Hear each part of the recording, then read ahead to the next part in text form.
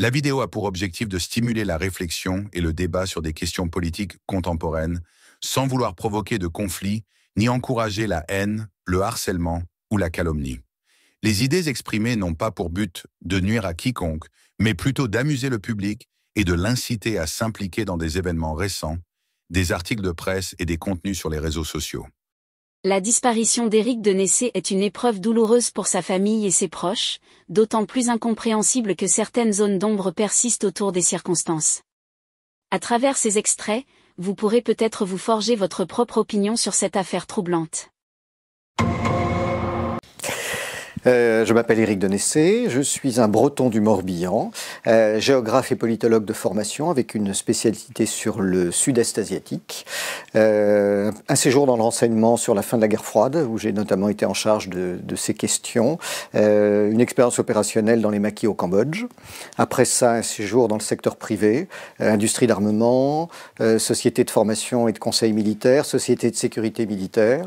Et puis, depuis plus de 25 ans dans le renseignement économique, avec en parallèle, je pense qu'il nous intéresse ce soir, la création d'un think tank consacré au renseignement qui s'appelle le Centre français de recherche sur le renseignement, qui a principalement 3 missions. Changer le regard de la société française sur le renseignement, avoir un impact auprès des parties prenantes aux politiques publiques, c'est avoir des possibilités de former nos parlementaires, nos hommes politiques sur ces questions que finalement ils connaissent très mal, et puis faire en sorte aussi d'avoir une action vis-à-vis de la société civile pour que l'image de ce métier hautement utile soit enfin reconnue dans nos pays, comme il est dans les pays anglo-saxons. Est-ce qu'il est crédible de penser que l'armée française puisse aller un jour se battre en Ukraine? Est-ce qu'on en a les moyens? Ou est-ce que, on peut se le dire entre nous avec les auditeurs, est-ce que ça relève plutôt de la posture et de la communication politique? Non, c'est du bluff, c'est du bluff total, mais je crois qu'avec le problème avec Macron et son imprévisibilité, c'est que tout est possible. Mais dans ce cas-là, il faut voir les choses différemment. Si on devait engager des forces sur place, d'abord la question se poserait quelle serait l'attitude du Parlement, ensuite quelle serait l'attitude des militaires et des anciens militaires. Mais de toute façon, ça n'impressionne pas les Russes, parce que dans le meilleur des cas, nous pourrions engager 7, 8, peut-être 15 000 hommes, c'est-à-dire l'équivalent de la division d'Aguet qui a fait la guerre du Golfe en 1991, avec des munitions pour 1 mois. Effectivement, plus la situation est délicate en Ukraine, plus les Ukrainiens sont acculés par les Russes, plus la propagande ukrainienne elle-même se développe de manière exponentielle, et plus elle est reprise par nos médias. Et ça, effectivement, c'est quelque chose qui nous semble catastrophique. Le CF2R, c'est le Centre français de recherche sur le renseignement. Alors, première question, est-ce que vous pourriez nous présenter le CF2R? Oui, alors, le Centre français de recherche sur le renseignement a été créé en 2000. Nous avions, l'année précédente, créé une première revue qui s'appelait Renseignement Opérations Spéciales, parce que beaucoup d'anciens du renseignement qui composent le centre, nous avions tous le sentiment que le renseignement était trop méconnu en France, à la fois par les élites politiques, par les élites économiques, par le monde universitaire et aussi par le grand public, parce qu'on en donne tout le temps une image qui est, je dirais, qui relève de la mystification et non pas de la réalité. La stratégie de Netanyahou, depuis quelque temps, consiste à essayer de provoquer ses adversaires pour que ses adversaires l'agressent et qu'ils donnent l'impression d'être la victime et que donc les Israéliens puissent réagir. Donc il y a eu cette première attaque contre le Hezbollah avec les beepers et les talkie-walkie. Sans doute pensait-il qu'il y aurait des frappes importantes du Hezbollah en réponse, ce qui n'a pas été le cas. Et donc Israël devait impérativement tirer parti de cet événement pour agir dans les quelques jours qui suivaient. Sinon, ça ne servait à rien de tuer ou de blesser comme ça de nombreux cadres du Hezbollah. Et donc, ils sont passés à l'offensive. Mais je remarque que personne ne note que dans cette affaire, ce sont les Israéliens qui sont les agresseurs. On parle d'agresseurs pour la Russie de la même façon en Ukraine. Et donc, la provocation israélienne n'a pas totalement réussi. Eh bien, ça va être notre sujet d'ailleurs. Je parle de l'assassinat parce que je pense que l'évidence s'impose peu à peu d'Éric de Nessé. Alors, on ne sait pas si c'est jeudi ou mercredi dernier, parce que je vous signale qu'il y a quelque chose, il y a un loup dans l'affaire. Pour les uns, c'était mercredi 11, pour d'autres, c'était jeudi 12. Si vous regardez Wikipédia, alors il faut prendre Wikipédia avec beaucoup de pincettes, et justement, il y a des pages et des pages de discorde entre les différents responsables de Wikipédia. C'est très très compliqué, la maîtrise de l'information diffusée sur Wikipédia, et ça fait toujours l'objet de débats prétendument transparents. Pour les uns, Éric de Nessé est mort mercredi 11 en Haute-Savoie. Pour Wikipédia, après beaucoup de discussions, il est mort dans le 15e arrondissement de Paris, le 12. Comment pouvait-il être dans le 12 C'est difficile d'être aux deux endroits en même temps. Le 12 alors qu'il était mort la veille. Vous voyez déjà, il y a des discordances. C'était un homme assez solitaire, donc au fond les témoins sont peu nombreux. Il vivait en effet en Haute-Savoie, en Savoie, et c'était un solitaire. Vous savez à qui il me fait penser d'une certaine façon, et son sort est le même, à Emmanuel Ratier, d'une certaine façon. Je dis ça parce que les auditeurs de Radio Courtoisie ont bien connu Emmanuel Ratier, chargé d'une émission ici, et qui est mort à peu près au même âge. Dénessé avait 62 ans, Emmanuel Ratier en avait 65 ou 66, dans des conditions de spéléologie assez curieuses. C'est très dangereux de faire de l'information. Ce que nous faisons, c'est très dangereux, y compris ce que font les journalistes de la matinale que vous êtes de Radio Courtoisie. Parce que l'enjeu est énorme. Dans un siècle de mensonges, de propagande, un siècle, ça a déjà commencé au début du XXe siècle avec la fabrique de l'opinion, grande science états-unienne des années 20, des années 30 et des années 40. On fabrique l'opinion. Ceux qui veulent chercher derrière la vérité, comme François Martin l'a fait tout à l'heure à propos de l'Iran, en reposant des questions qui sont élémentaires sur ce que l'on croit être assuré. Par exemple, il disait tout à l'heure, mais est-ce qu'on est sûr que le régime des mollahs est en faillite? On le répète tout le temps. Et finalement, on ne se pose même pas la question de savoir si c'est vrai. Celui qui se pose la question de savoir si c'est vrai et qui travaille pour non seulement trouver des informations, parce que de certaine façon, les informations, grâce ou à cause d'Internet, elles sont partout. Celui qui est fort, c'est celui qui les synthétise. Et qui arrive à discerner le vrai du faux aussi. Et qui, les synthétisant, arrive à établir des cohérences et finalement à sortir de la propagande. Celui-là est très dangereux. Mais moi, ce qu'on m'a dit, alors vous savez, les bruits ils arrivent de partout, hein, mais bon, je suis très méfiant, c'est pas du factuel pur, puisque je ne l'ai pas vu, je n'ai pas pu le vérifier. Mais ce qu'on m'a dit, c'est qu'il s'est suicidé dans sa voiture avec une carabine 22 long rifle. Alors déjà, c'est un peu étonnant, parce qu'on se tue avec un fusil de chasse, une 22 long rifle, c'est plus difficile. Bon, mais enfin, passons. Et là où ça devient intéressant, c'est qu'on m'a dit, et ça je donnerais gros pour savoir si les gendarmes ont regardé, et en tout cas qu'ils disent si c'est vrai ou pas, hein, on m'a dit que sur la carabine, il n'y avait aucune empreinte. Alors, bien sûr, pourquoi pas, mais qu'il n'avait pas de gants. Parce que s'il n'y a pas d'empreinte sur la carabine, c'est que vous portez des gants. Parce que sinon, il y a les empreintes de la main. Quand vous allez vous tirer une balle sous la bouche, hein, bah vous tenez votre carabine à deux mains. Donc, il y a des traces. S'il n'y a aucune trace et qu'il n'avait pas de gants, c'est bel et bien que c'est un assassinat. Effectivement, l'annonce de son décès nous a surpris, et puis le mode opératoire nous a un peu étonnés, parce que, comme on le disait, il devait avoir un rendez-vous avec mon épouse qui devait se rendre sur Paris. Donc ça nous a vraiment étonnés sur le fait qu'il se soit, si c'est donné la mort à cet endroit-là. On a trouvé que effectivement, la probabilité que la personne qui le découvre soit beaucoup plus de la famille, un proche, plutôt que s'il l'avait fait sur une route en Savoie, qui a été découvert soit par un inconnu ou soit découvert par les forces de l'ordre, qui passaient par là. Bonjour Charles, on se retrouve pour une émission un peu spéciale aujourd'hui. On a appris le décès d'Éric Denessé il y a moins de 24 heures. Vous souhaitiez réagir? Oui, je souhaitais rendre hommage au camarade Éric Denessé, que j'avais rencontré il y a plus de 20 ans quand j'étais encore étudiant à Assas. Il donnait pas mal de cours dans le domaine de l'intelligence économique et du renseignement. Je m'étais d'ailleurs procuré, je conseille à nos auditeurs de se procurer, ça doit se trouver sur Internet, 2 de ces très bons ouvrages avec lesquels j'ai démarré ma carrière professionnelle. En tout cas, j'ai terminé ma vie d'étudiant.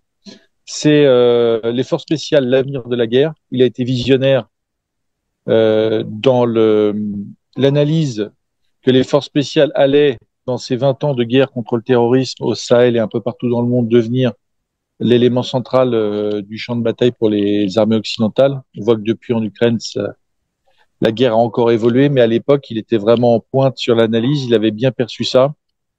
Et l'autre revue qu'on peut aussi se procurer, qui n'est plus éditée, c'est la revue Renseignement Opérations Spéciales. Là aussi, ça se trouve sur Internet. J'ai vérifié avant de faire cette émission. Et c'était vraiment deux excellents ouvrages. Et je l'ai connu comme ça. Et c'est vrai que il a. Je vais pas revenir sur son parcours professionnel qu'on peut trouver sur Internet et que certainement beaucoup de nos auditeurs connaissent. Mais simplement, je vais insister sur le fait que c'était un analyste du renseignement hors pair, puisque la plupart des analystes du renseignement, on n'en entend jamais parler. Ils font leur travail et je dirais, il n'y a pas de publicité, ils n'ont pas de vie publique. Et Eric, lui, avait décidé d'entrer dans la vie publique pour quelque part contribuer à rendre accessible au grand public ces problématiques liées au renseignement. Là, on parle des années 2000. Quand à l'époque, des personnalités qu'on connaît aujourd'hui sur YouTube, sur les plateaux de télévision, etc., comme Alain Juillet ou Alain Chouet, qui étaient deux anciens directeurs du renseignement de la DGSE. Alain Juillet a eu une carrière en plus après dans l'intelligence économique. Mais à l'époque, ils n'étaient pas nombreux à pouvoir et à vouloir prendre le micro et à passer devant la caméra et à écrire des ouvrages. Et Eric lui avait choisi ce chemin qui lui a réussi, puisque je crois qu'il a édité plus de 29 ouvrages. Il était président du Centre français de recherche sur le renseignement, qui est un organisme qui n'a pas son pareil en France, et il a contribué largement, très largement, à développer cette culture du renseignement, des opérations spéciales en France, où traditionnellement ces sujets ont toujours été tabous. On parle de l'armée française comme étant la grande muette, mais il n'y a pas que l'armée française, il y a ces questions de renseignement, d'opérations spéciales qui ont toujours été un peu mises sous le tapis. Et donc lui a permis d'en faire, les faire connaître au grand public.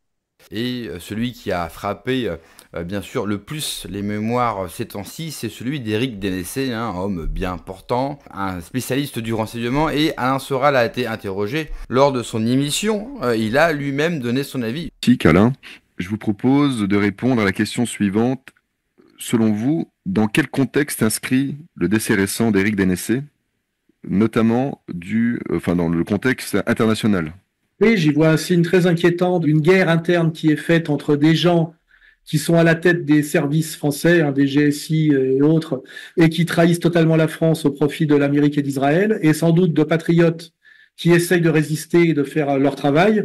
Et dans des périodes comme ça radicales où il faut engager des pays dans des conflits, des choses très dangereuses et très dures, il faut faire le ménage pour empêcher les diseurs de vérité, les résistants, de pouvoir alerter l'opinion ou s'organiser. Et je pense qu'on a eu récemment, je crois, 3 types de la DGSI qu'on a retrouvés suicidés dans leur voiture. Je me rappelle qu'à l'époque de Charlie Hebdo, on avait aussi un commissaire qui n'avait pas voulu accepter le narratif et qui avait été suicidé pendant qu'en même temps, on éloignait la femme Bougrade pour l'envoyer pendant plusieurs années, je crois, en Scandinavie. Donc on voit, c'est des choses qui se répètent à certains moments de l'histoire, oui.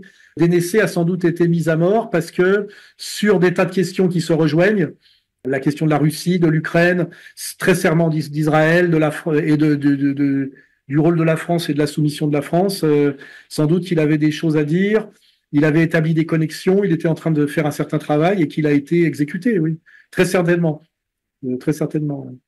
Mais de toute façon, à une échelle bien plus évidente et indiscutable, quand De Gaulle a prononcé le discours de novembre 67 sur le danger d'Israël pour les 50 prochaines années à venir, il a parlé du peuple d'élite sûr de lui-même et dominateur, mais il a dit, il y a toute une tirade qu'il faut écouter entièrement, il a tout annoncé de ce qui allait advenir d'un Moyen-Orient qui serait mis à feu et à sang pour les décennies à venir à cause d'Israël, il a tout dit, et l'air de rien, novembre 67, mai 68, il a été foutu dehors par une petite clique, je rappelle, Cohn-Bendit, Guesmar, de la communauté, bien aidé derrière par des Missoff, des Poher, etc. Voilà, le premier qui a été mis à mort politiquement parce qu'il tenait tête à cette soumission de la France dont De Gaulle l'avait un peu sorti par rapport à la Quatrième République, où la France était totalement soumise à Israël, sous la Quatrième République, et ben De Gaulle a été non pas assassiné comme Kennedy, mais foutu hors du pouvoir. Et d'ailleurs, il est mort un an après, sans doute de déception. C'est pour ça qu'il a dit les Français sont des veaux, parce qu'il a été déçu jusqu'à la dépression que les Français aient marché dans la combine, quoi, et n'aient pas compris l'énorme travail qu'il avait réussi à faire en revenant au pouvoir en 58, dans une période très difficile où il avait quand même redonné non seulement un prestige culturel à la France, mais un prestige post-colonial et puis une certaine prospérité économique. Il y était parvenu. Et malheureusement, il a été chassé par un référendum, ce qui est trahi par les siens, bien évidemment. Et aussi, je dis, par ceux qu'il avait d'ailleurs défendu et protégé à l'époque où il incarnait l'anti-pétinisme et l'anti-collaboration. Il faut se rappeler, quand même. Mort d'Éric Dénecé, élimination d'un opposant. PPE3, raquette et corruption contre les gueux. Avant de traiter ces deux informations et beaucoup d'autres, vous connaissez la coutume sur cette chaîne, je commence toujours mon entretien par remercier ceux qui m'ont permis justement de le produire, car ils m'ont financé à l'aide des merci rémunérateurs. Et aujourd'hui sont à l'honneur François Colna, Pierrette Leboué, Patrick Van Nuffel, Philippe Bohen et Jean-Claude. Merci à eux du fond du cœur. Et puis, je tenais à vous remercier pour votre fidélité en ces temps très très difficiles. J'en parle dans un instant. Alors, surtout, n'hésitez pas à nous aider, lever le petit pouce, écrire de gentils messages et diffuser sur d'autres réseaux sociaux. Merci à tous. Nous venons d'apprendre la mort d'Éric Dénecé. Éric Dénecé, 62 ans, a été retrouvé sans vie hier. Ancien officier du renseignement, il a ensuite fait carrière dans l'intelligence économique et il était le fondateur et directeur du CF2R. Le fait qu'il ait mis fin à ses jours ne semble pas convaincre ses proches pour le moment et nous nous renseignons dès à présent à ce sujet. Notons qu'il était l'un des premiers à avoir analysé et documenté la guerre économique que les États-Unis mènent à la France. En cette qualité, il était aussi l'un de nos contributeurs réguliers. Et dans les entretiens des Patriotes, il faisait partie de ceux qui nous éclairaient pour comprendre les conflits à travers le monde. Je vous ai souvent présenté ces analyses brillantes. Les entretiens des Patriotes, comme Radio Courtoisie, adressent ses plus sincères condoléances à la famille. Nous sommes obligés d'être très prudents, d'utiliser des conditionnels, mais si Éric Dénecé n'a pas mis fin à ses jours, qui avait intérêt à ce qu'il disparaisse ? Des éléments de réponse dans cette interview. Pour la première fois, je suis véritablement inquiet. Macron est entré dans un délire total. Éric Dénecé avait alerté au plus haut niveau de l'irrationalité totale du président Macron. Et là, il faut s'arrêter un instant. Souvenons-nous, autrefois, la très très grande majorité de nos militaires étaient bien évidemment patriotes. Et ils savaient tous que les ricains n'étaient pas vraiment nos amis. Mais depuis Sarkozy, Hollande et surtout Macron, les choses ont changé. Ils ont été largement grand remplacés. Il y a eu comme un nettoyage. Souvenez-vous, Pierre de Villiers a été en quelque sorte démissionné par Emmanuel Macron. Et qui remplace ces officiers de valeur ? Oh, c'est comme pour tout le reste. Servir Macron, c'est servir un projet anti-France. Qui peut adhérer, quand on est militaire, à un projet anti-France, à un projet irrationnel, comme le sait ? Réponse simple, les imbéciles, les arrivistes, les courtisans et les fanatiques. Prenons par exemple en politique le cas Gabriel Attal. Vous savez, l'ex-premier ministre aux yeux de gobies exorbités. Pro-européens, libéraux en matière économique, fermes sur les questions régaliennes et progressistes sur les questions sociétales. Voici ce que nous sommes. Rejoignez-nous! Pro-européens et fermes sur les questions régaliennes. Seuls ceux ayant un QI de bulot ne voient pas la contradiction. Pour servir donc Emmanuel Macron ou l'Union européenne, il faut des menteurs chevronnés, des propagandistes qualifiés, disant tout et son contraire, d'une intelligence souvent médiocre, mais par contre d'une férocité sans limite. De Christophe Castaner, donc, à Gabriel Attal. Et que l'on retrouve systématiquement, quel hasard, coïncidence, invité par les cercles atlantiste. Et oui, Gabriel Attal est encore invité de la Bilderberg. Mince, j'ai prononcé un mot qui tout de suite donne un parfum de complotisme. Bilderberg. Oui, on voit déjà Julien Pain et Rudy aiguiser les couteaux. Eh bien, écoutez dans ma description, Mourouzi, en 1977, sur ce cercle très fermé. Complotiste, Mourouzi, Florian Philippot. Le Bilderberg a ouvert hier en Suède avec notamment Gabriel Attal et Édouard Philippe, les chouchous de l'oligarchie, mais aussi le patron de Pfizer, Bourla, le secrétaire général de l'OTAN, Rutte, etc. En 1977, dans son journal télévisé, TF1 consacrait un reportage complet au Bilderberg. Ce reportage, voyez le lien dans ma description, serait aujourd'hui qualifié de complot, ce qui prouve paradoxalement l'effondrement de la liberté d'expression depuis cette date. On y évoquait sur TF1 un traité de Rome pensé dans les couloirs du Bilderberg, un courant au Bilderberg qui vous entraîne vers les sommets du pouvoir, coucou Gabriel Attal, des décisions prises dans le secret et en dehors des procédures normales, etc. Il faut absolument que vous le regardiez. Voilà, depuis des dizaines d'années, les gens de valeur, les vrais patriotes comme Éric Denessé, sont mis hors jeu et ils sont grands remplacés par des macronards. Ai-je besoin de les qualifier ? Tenez, un autre macronard, Éric Lombard, ministre de l'économie et des finances. Il y a un grand problème dans la déclaration de patrimoine du ministre Éric Lombard. Il dirige la Caisse des dépôts et il a une société de conseil financier qui engrange les millions. Il s'en verse 6 millions. Méga conflit d'intérêts.